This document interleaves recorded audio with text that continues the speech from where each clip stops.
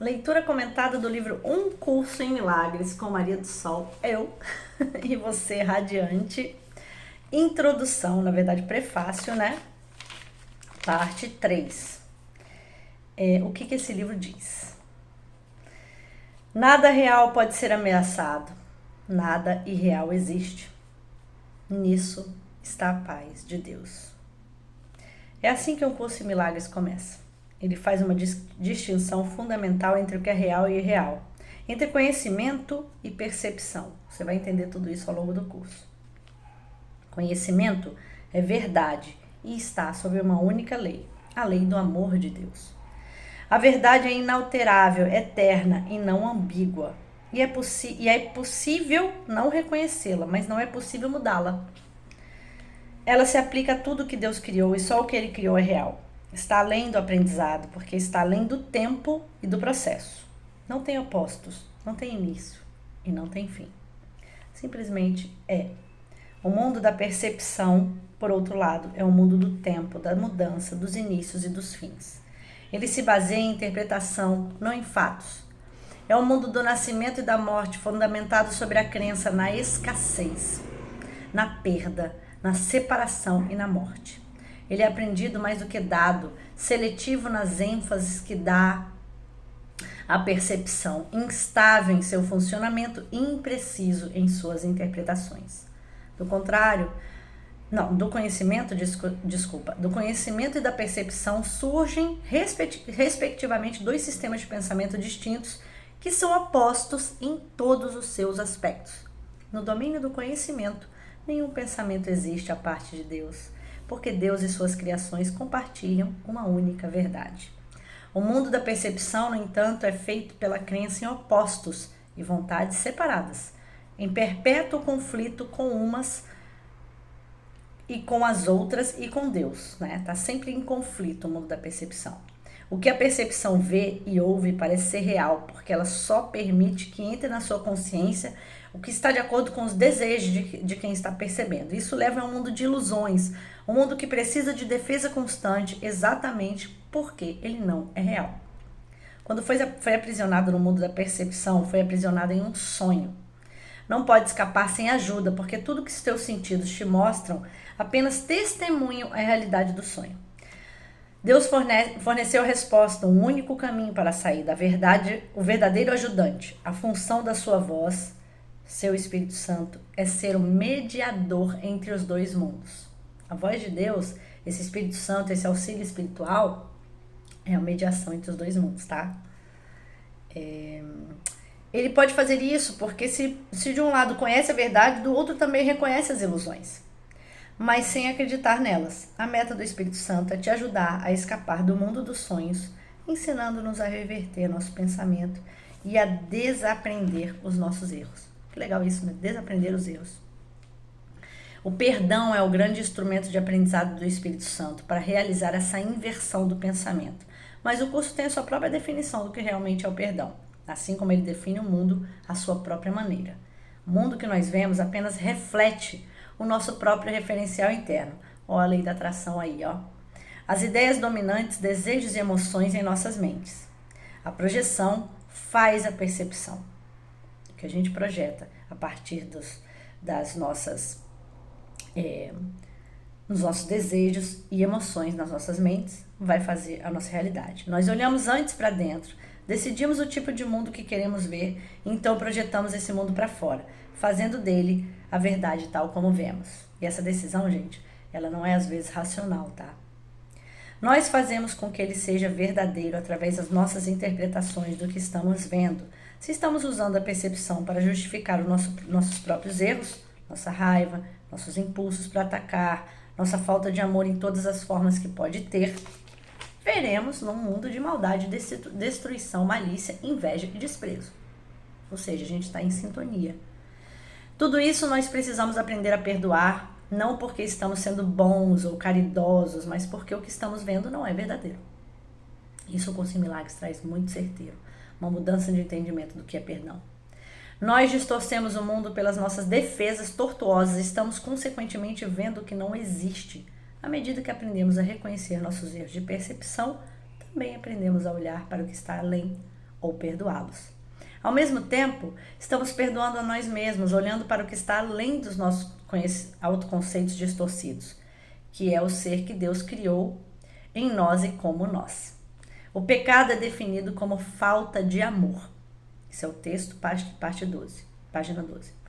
Já que o amor é tudo que existe, o pecado na ótica do Espírito Santo é um erro a ser corrigido e não um mal a ser punido. Nosso senso de inadequação, fraqueza e incompleteza vem do grande investimento no princípio da escassez, que governa todo mundo das ilusões. É o princípio da escassez que vai nos governando e vai criando essa ilusão, né? Desse ponto de vista, nós buscamos em outros o que sentimos que está faltando em nós mesmos. Olha que interessante isso. Amamos um outro para conseguir algo para nós. Isso, de fato, é o que passa por amor no mundo dos sonhos. Não pode existir nenhum erro maior que esse, pois o amor é incapaz de pedir o que quer que seja. Só as mentes podem se unir na realidade, e aqueles a quem Deus uniu ninguém pode separar. No entanto, é só no nível da mente de Cristo que a verdadeira união é possível, e essa, de fato, nunca foi perdida. O pequeno eu procura se realçar através da aprovação externa, dos bens externos e do amor externo. Grava isso, gente. O pequeno eu, ou seja, a nossa pequenez, o nosso eu que está no ego, está querendo se realçar, né? Chamar atenção, querendo resultado através do quê? Da aprovação externa, dos bens externos e do amor externo. Eu vou até marcar isso aqui, porque eu quero fazer um vídeo só sobre isso. Sou dessa, que vai ser tudo espontâneo, gente. Vocês já sabem. Quem já acompanha já sabe. Se você não acompanhava, vai saber que é dessa maneira. O ser que Deus criou não precisa de nada, ele está para sempre completo, a salvo, amado e amoroso. Procurando compartilhar mais do que conquistar, compartilhar mais do que conquistar, estender mais do que projetar. Ele não tem necessidade, quer unir-se aos outros devido à consciência mútua de abundância. Chegaremos a esse estado um dia. Os relacionamentos especiais do mundo são destrutivos, egoístas e infantilmente egocêntricos. No entanto, se dados ao Espírito Santo, esses relacionamentos podem vir a ser as coisas mais santas na Terra, os milagres que indicam o caminho para o retorno ao céu. O mundo usa os seus relacionamentos especiais como uma arma final de exclusão e uma demonstração dos estados de separação. Tudo que você está ouvindo aqui, relacionamento especial, ego, medo, perdão, amor verdadeiro, tudo isso vai ser traduzido para você, tá? Então, só ouve, só se abre. E a partir daí a gente vai encontrando caminhos para isso, tá? E os relacionamentos especiais também vai traduzir isso para você. Então pense em relacionamentos especiais nesse momento, as pessoas que você escolhe definir como boas, as outras que são más, as outras que são legais, as outras que são isso, que são aquilo. Ou seja, todo processo de exclusão. O mundo usa os seus relacionamentos espirituais como arma, com final de exclusão e uma demonstração do estado de separação.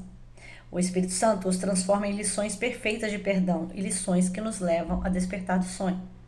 Cada uma é uma oportunidade de deixar que as percepções sejam curadas e os erros corrigidos. Cada um deles é mais uma chance de perdoar a si mesmo, perdoando ao outro. E cada um vem a ser mais um convite ao Espírito Santo e à lembrança de Deus.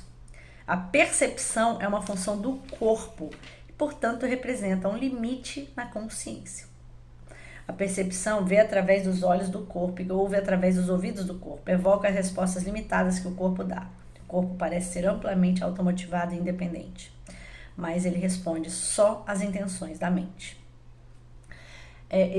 Eu, quando comecei a ler o Curso de Milagres, eu não entendi o que era isso. Então, você vai entender ao longo da história. Vou arrumar meu cabelo aqui, porque agora é em vídeo, né, gente? No vídeo você tem que arrumar o cabelo. Antes eu fazia só em áudio, né? No Telegram. Então, às vezes, eu tava lenta. Tava lá aparecendo, né? Não tem problema, né? E tudo certo. Também tamo junto. Se a mente quer usá-lo para o ataque, em qualquer forma, ele vem a ser vítima da doença, da idade e da decadência.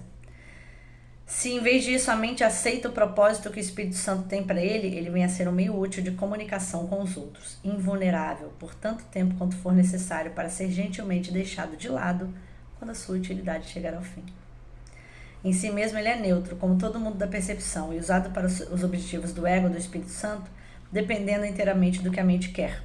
Então o nosso corpo ele vai servir ao que, na verdade, é um instrumento de utilização para estar transitando aqui na Terra. Então, está falando uma coisa muito bonita.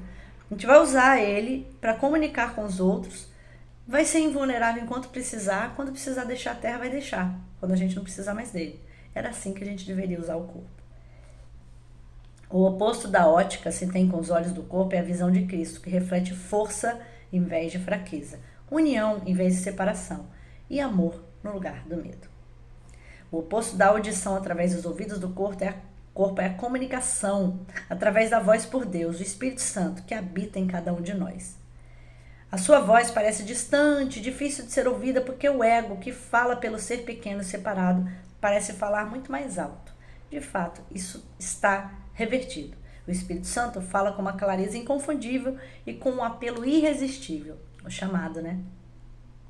Ninguém que não escolhesse se identificar com o corpo poderia ser surdo às suas mensagens de liberação e esperança, ou poderia falhar em aceitar com alegria a visão de Cristo em lugar do ser miserável, do seu miserável retrato de si mesmo.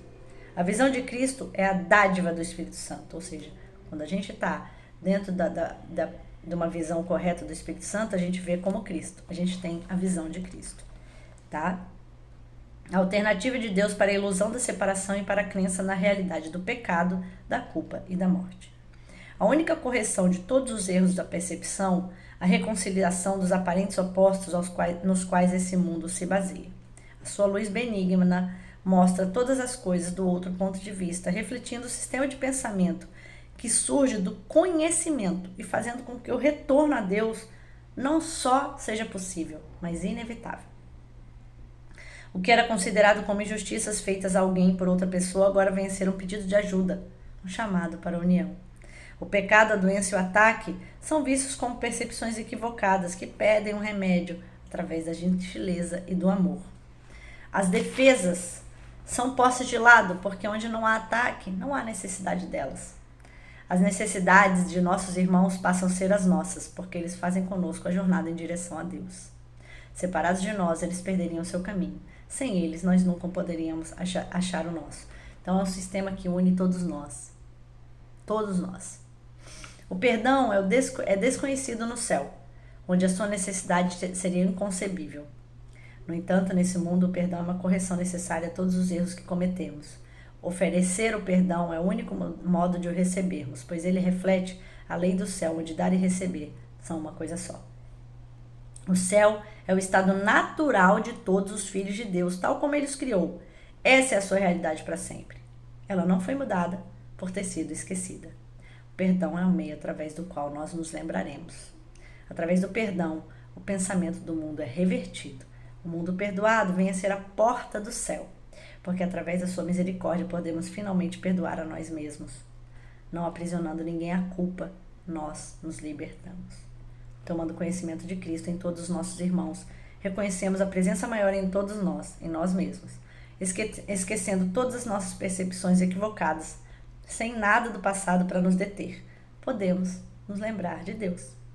Além desse aprendizado, não podemos ir. Estamos prontos e o próprio Deus nos dará o passo final em nossa viagem de volta a Ele. Que essa nossa viagem seja feita juntos, de mãos dadas. Que bom que você chegou até aqui. Se organiza, se compromete. É uma pequena abertura que te é pedida, uma pequena disciplina em fazer os exercícios, e pode ter certeza que o Espírito Santo, ao ser convocado, vai dar o passo final por você com Deus, que realmente te traz para o céu. O céu sendo esse lugar de uma mudança de entendimento, de percepção equivocada, de medo, de ilusão, de dor, de morte, para uma visão clara e um conhecimento do que já está na eternidade, que já é nosso por direito. Que bom que você está aqui. E vamos continuar juntos, tá?